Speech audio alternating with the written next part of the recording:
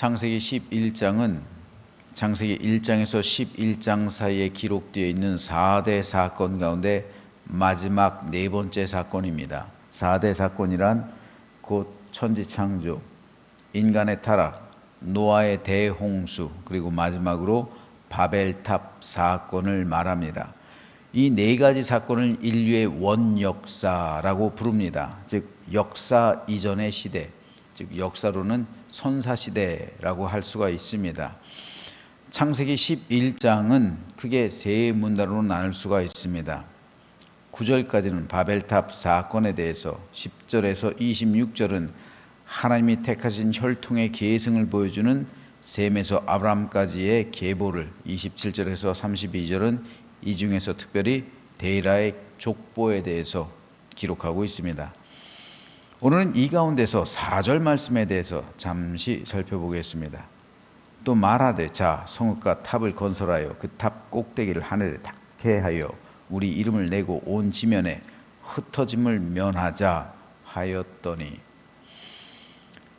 모든 인간, 모든 사람은 관계 안에서 존재합니다.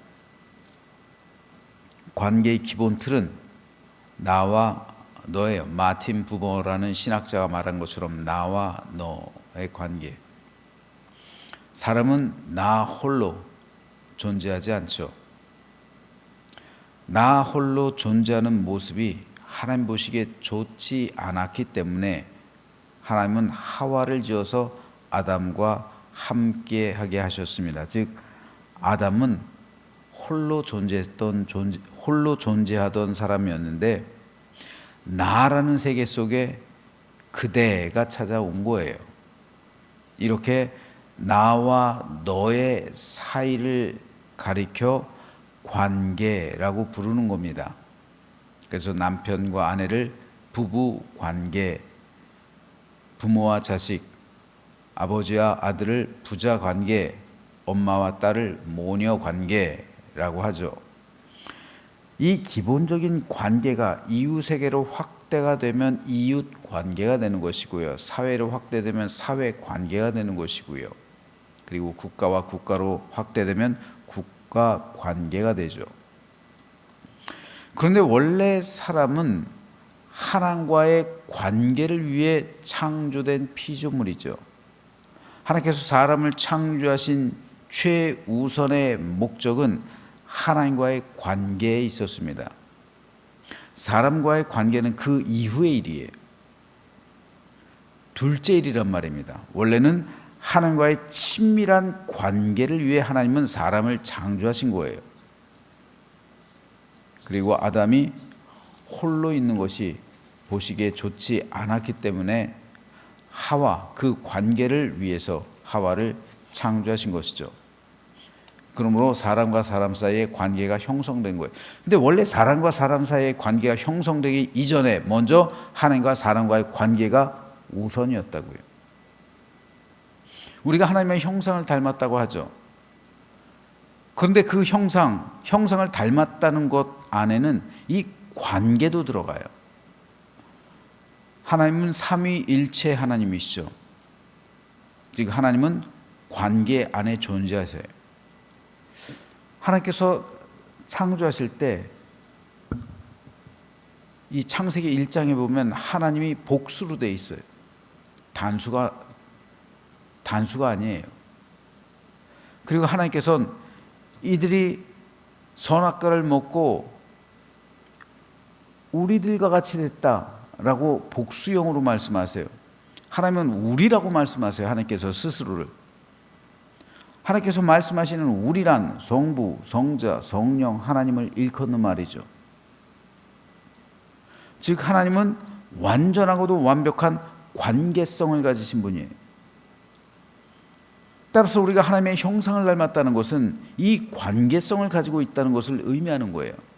성부, 성자, 성령 하나님께서, 복수의 하나님께서 완전하게 하나가 되신 것처럼, 그래서 관계성 안에 존재하시는 것처럼 오늘 우리도 하나님의 형상을 닮았다는 것은 그 관계성의 완전함을 가지고 창조되었음을 의미하는 겁니다.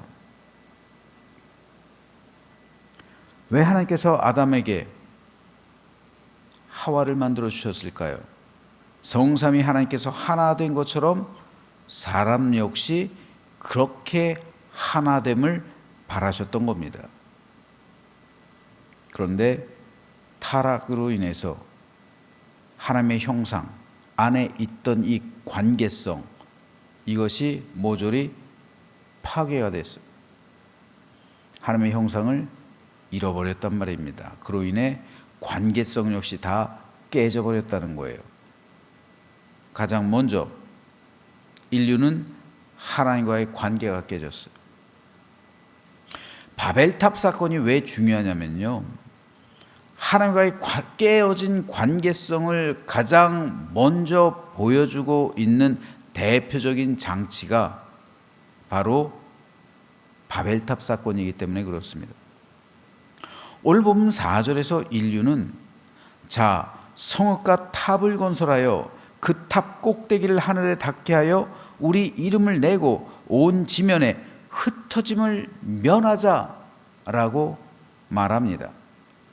성읍을 건설하고 탑을 건설하자라는 것은 하나님을 배제하고 인간들만의 공동체를 이루며 살아가자는 말이에요.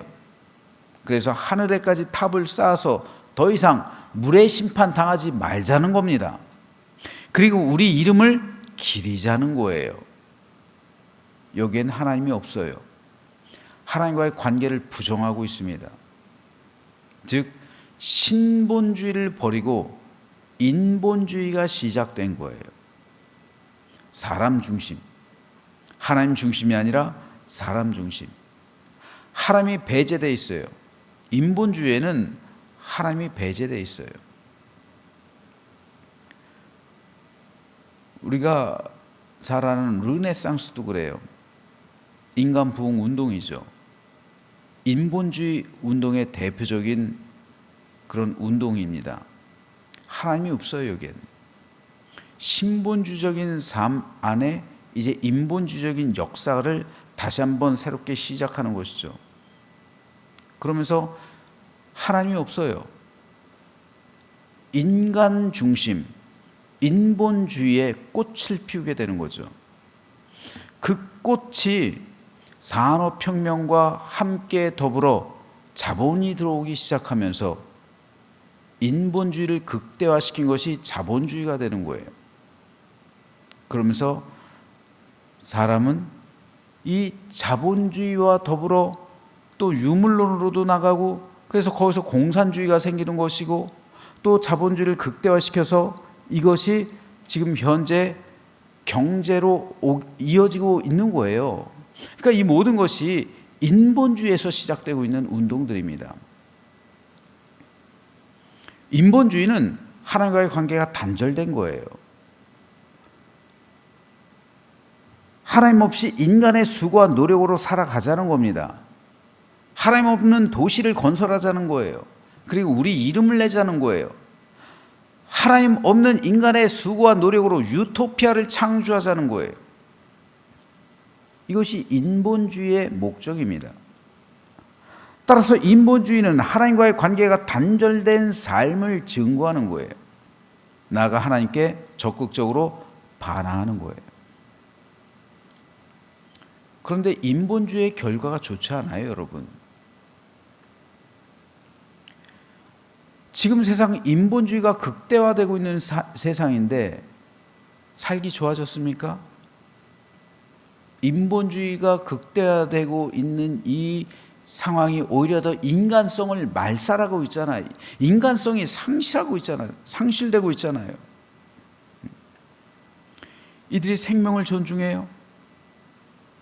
말로는 인본주의를 외치지만 정작 세상엔 전쟁이 끊이지 않아요. 학대, 인종차별. 여러분, 인종차별도 할 말이 많은데 예수님 시대는 오히려 인종차별이 없었어요. 인종차별은 대항해 시대가 시작되면서 시작된 거예요, 여러분. 그전엔 인종차별이 없었어요. 놀라운 일 아니에요? 애굽 사람들 피부가 검잖아요. 그 사람들이 세계를 다스렸잖아요. 오히려 백인들이 종이었다니까요. 그때는 인종차별이 없었어요. 로마 시대까지만 해도요. 인종차별은 스페인에 의해서 대항해 시절이 진행되는 과정 가운데 그때부터 시작되는 거예요. 지금에 오히려 이 역사적으로 보면 인종차별이 극대화된 시대 속에서 살아가고 있다니까. 물론 18세기, 19세기가 제일 극대화됐지만 지금도 뭐 말로는 그렇지 않지만 이 레이시즘이라는 게 암암리로 차별당하고 있잖아요. 암암리로. 저도 그랬어요. 유럽에서 살아간다는 것, 미국도 마찬가지예요. 암암리로 차별하고 있죠. 암암리로. 그래서 그래요. 아무튼 인종차별, 억눌림, 분쟁, 고통, 배고픔, 그리고 이 기아로 인한 죽음, 경제적인 수탈, 억울하게 하는 일, 이런 일들이 세상에 가득해요. 왜 인본주의인데 그래요? 인본주의의 끝은 결국 나 숭배요. 나를 숭배하는 거 있다고요. 내가 세상의 중심이란 말입니다. 그렇기 때문에 인본주의의 끝판왕은 나 중심의 삶을 살아가는 거예요. 그리고 이기주의가 된다는 말입니다. 이것이 인본주의의 전형이에요. 말로는 인본주의, 인류애를 외치죠. 하지만 그게 아니에요. 그렇기 때문에 국가와 국가가 전쟁을 하는 것이고요. 서로 집단 이기주의가 충돌하는 거예요. 구원이란 무엇입니까? 인본주의에서 신본주의로 돌아가는 거예요. 나 중심에서 하나님 중심을 회복하는 겁니다. 그러므로 구원받고 생명을 얻은 참된 그리스도인은 신본주의적인 삶을 살아가며 하나님 중심의 믿음 생활을 하는 거예요. 나 중심이 아니라 하나님 중심이요. 인본주의가 아니라 신본주의요. 이것이 바로 하나님과의 관계, 나와 하나님과의 관계가 회복된 거예요. 인본주의에는 하나님이 배제됐다니까요. 하나님과 관계가 무너진 바벨탑으로부터 시작된 이게 인본주의의 전형이잖아요. 하나님을 배제한 삶, 하나님 없이 유토피아를 건설하는 삶. 그런데 구원이란 하나님과 나의 관계가 회복되는 거예요. 하나님의 형상이 내 안에서 회복되는 거예요. 하나님의 형상이 내 안에서 회복되면 자연스럽게 그 다음 단계로 나가죠. 뭐예요? 나와 다른 사람과의 관계도 회복되는 거예요. 이게 구원이에요. 그래서 나와 너의 관계가 타락 이전의 에덴 동산으로 돌아가는 거예요. 그래서 분리가 아니라 연합이 돼요. 분쟁이 아니라 하나가 되고, 분노가 아니라 기쁨이 되고, 분열이 아니라 일치를 이루게 되는 거예요. 그래서 예수님은 하나님의 나라는 너희 사이에 있다. 지난 주일에 말씀드렸죠. 너희 안에 있다. 하나님의 나라는 너희 안에, 너희 사이에 있다 말씀하시는 거예요. 가장 먼저 하나님의 나라가 발견되어야 할 곳, 우리가 구원을 받았다면 가장 먼저 부부 사이에 있는 거예요. 하나님의 나라는 부부 사이에서 발견되는 거예요. 나와 너의 가장 작은 단위, 하나님께서 창조하신 그 형상, 그것이 회복된 곳이 바로 부부 사이란 말입니다. 그 다음엔 부모와 자식 사이예요. 그 다음엔 우리 교회, 교인과의 사이라면, 성도와 성도와의 사이예요. 하나님 나라는 저와 여러분 사이에, 여러분과 여러분 사이에 임한 겁니다.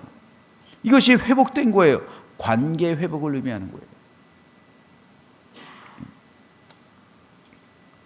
그래서 교회를 가리켜 천국 공동체라고 부르는 거예요. 제가 천국 공동체를 강조하는 이유가 여기 있는 거예요. 여러분, 우린 물론 죽어서 천국 가겠죠. 구원받은 믿음의 백성은. 하지만 살아서도 내 안에 천국이 임한 거잖아요. 그렇기 때문에 천국을 누리는 거예요.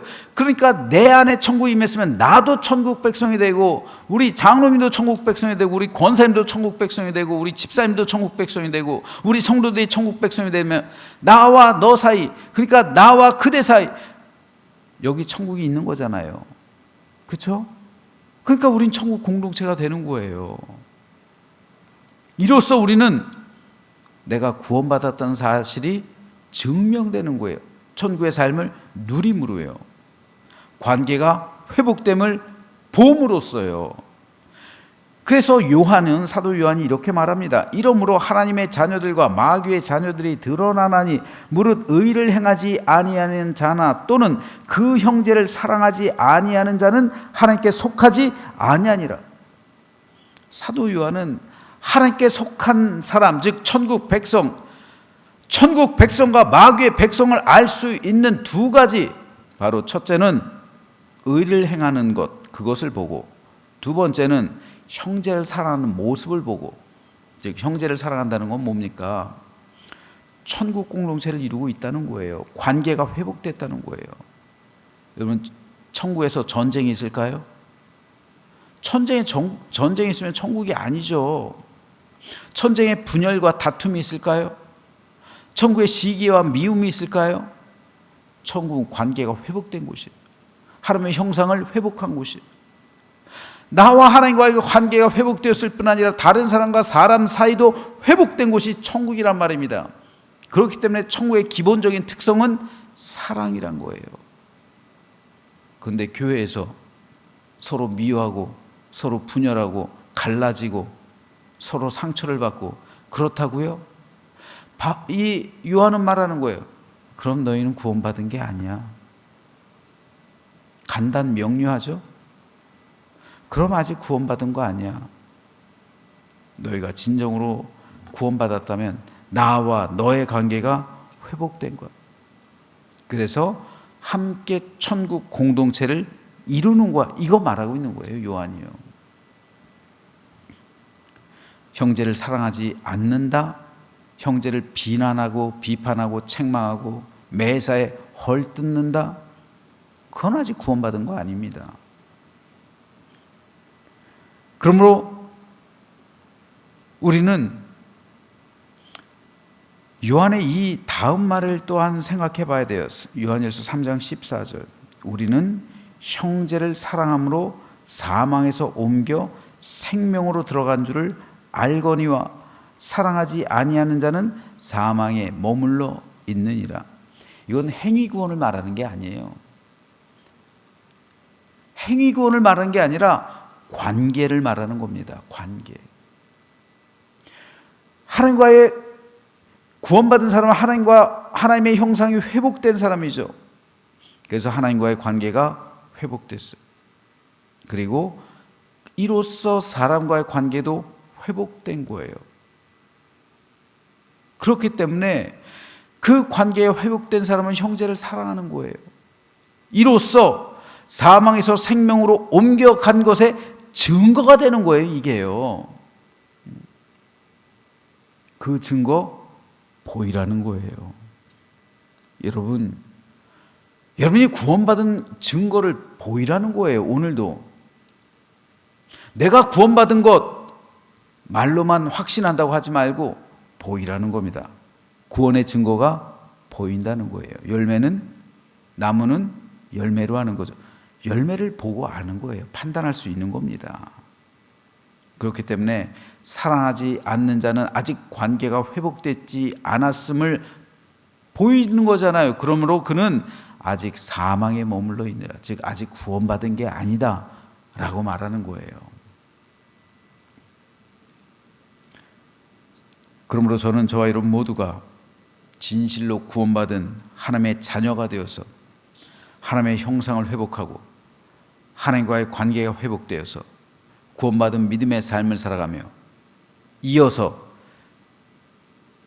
나와 너의 관계 역시 회복되어지는, 그래서 구원을 이루는 믿음의 공동체, 천국 백성 되기를 주님 이름으로 축복합니다.